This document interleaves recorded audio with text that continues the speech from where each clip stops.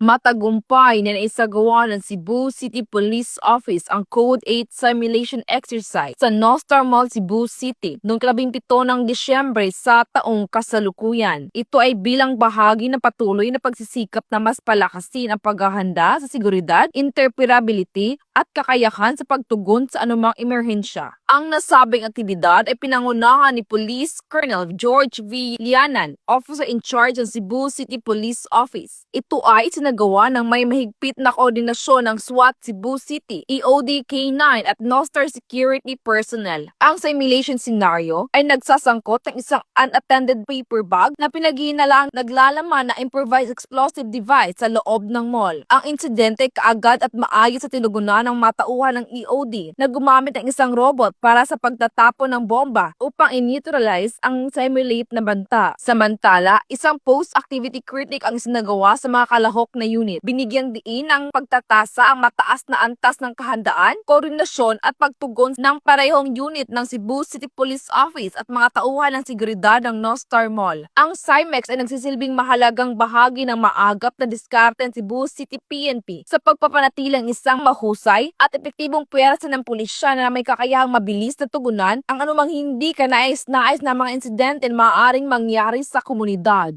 Mula dito sa Cebu City, ako yung PNN correspondent, Patrolwoman Annalyn N. Canoog, alagad ng batas, tagataguyod ng Balitang Pulis.